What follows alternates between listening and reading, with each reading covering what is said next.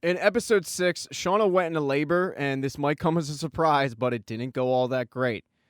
Surprisingly, girls in the middle of the woods with no medicine and no proper tools had a little bit of trouble delivering a baby, especially Misty. She thought she'd be built for this kind of thing, but when she got a look down there, she kind of clammed up.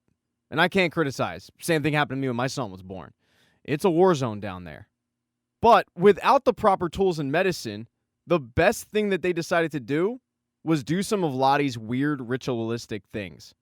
Travis grabs an animal skull off the wall. He cuts his hand, squeezing blood on it. Other girls place offerings down on the skull as well. And at the end of it, Lottie patches up Travis and tells him the wilderness recognizes your sacrifice. But all this was in an attempt to make sure that the baby is delivered safely. The problem is all those sacrifices apparently weren't good enough because Shauna is losing a lot of blood and she's also losing a lot of color out of her face. Misty's really the only one that is kind of trained for this situation, so Lottie has to go and convince her to give it one last go. And as she's trying to deliver the child, Shauna passes out. In her passed out state, she has a very vivid dream where she wakes up and everybody's happy and there's a healthy baby boy waiting for her. Issues do arise later as the baby won't latch on when Shauna tries to breastfeed. And Shauna gets really concerned with that because the baby does need to feed.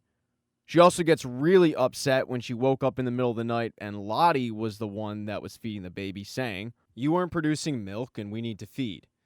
Shauna yells at Lottie, "What did you just say?" But this time Lottie says, "I said he needs to feed."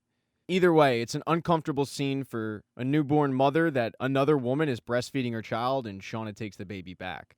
Eventually, Shauna is able to get the baby to latch, but later that night, she wakes up and the baby's gone. And when she goes into the living room, her teammates are, well, let's just say they were hungry and they look like a pack of wolves. I mean, demonic-like state.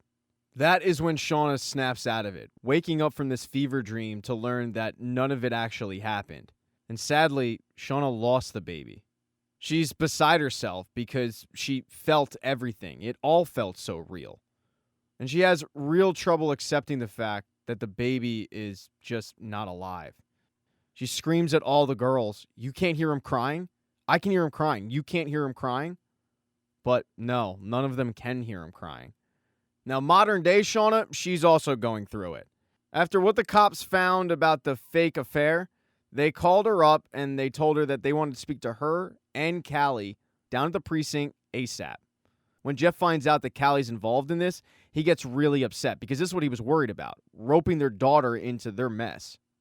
Shauna shoots back that she didn't drag Callie into this. Callie was the one that decided to act up and date a cop, and it would have been better for them had she just slept with him because then everything would be admissible. Either way, though, they can continue to argue. It's not going to change the fact that they do need to head down to the precinct. As Shauna and Callie were heading to the precinct, Misty was checking herself in to Lottie's cult. She wasn't happy about the fact that she had to give up her cell phone, especially because the damn thing was blowing up from texts from Walter. But ultimately, she does hand it over because her mission is to get Natalie back. Before she runs into Natalie, though, she runs into Lottie, who is really, really surprised to see her. Lottie asks Misty what she's doing there, and Misty explains she's trying to get her friend back from what looks like a kidnapping turned into a brainwashing. And in the middle of Lottie explaining that this isn't a cult, she gets a pain in her head and then asks Misty to stay. Misty still hasn't found Natalie, so she agrees. And unlike Natalie, Misty buys into the stuff pretty quickly. And by that I mean putting on the purple outfits, getting into some drum circles. She integrates herself pretty easily to this group.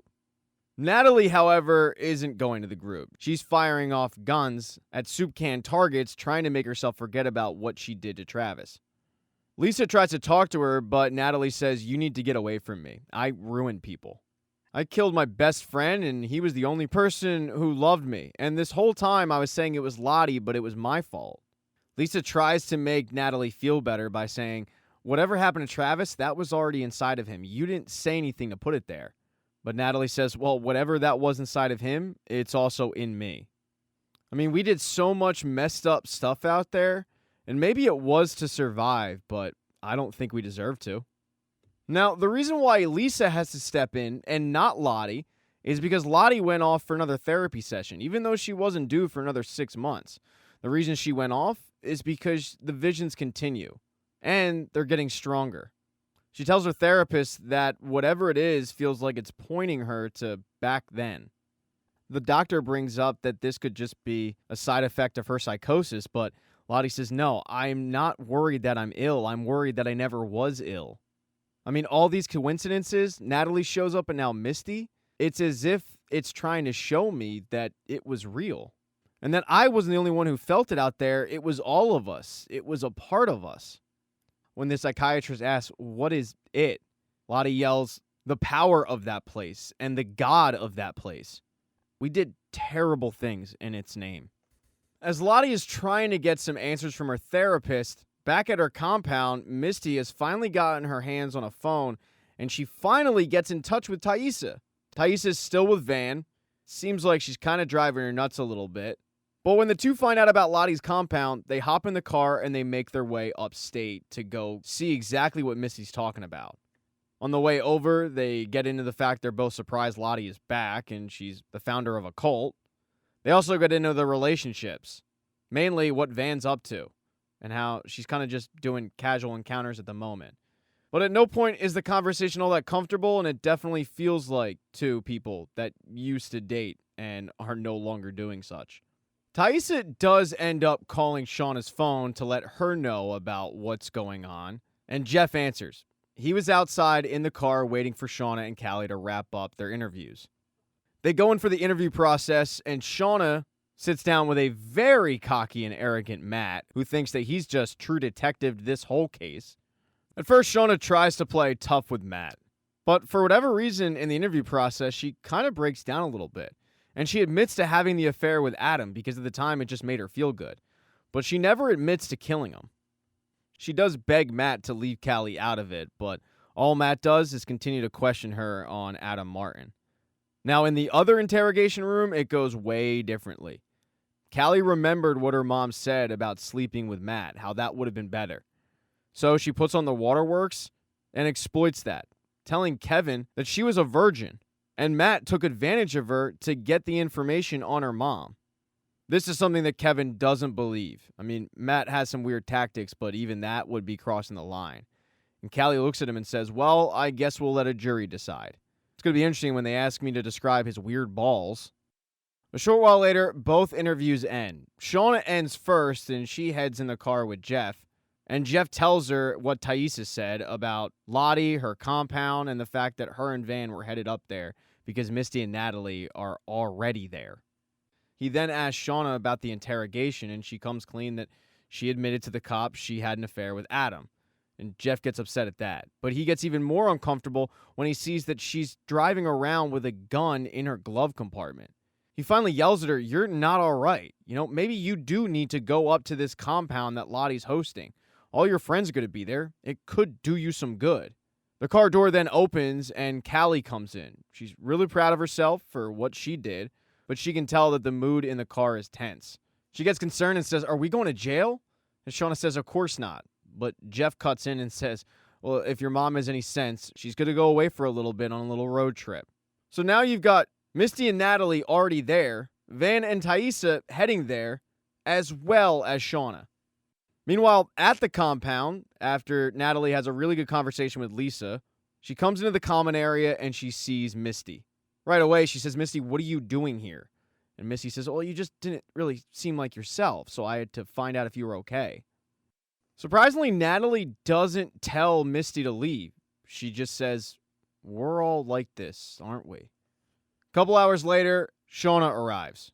And right after Shauna, Van and Thaisa arrive. They give each other hugs, they get reacquainted, but Van is the most troubled at what she sees. And all she sees is Lottie staring off into the water.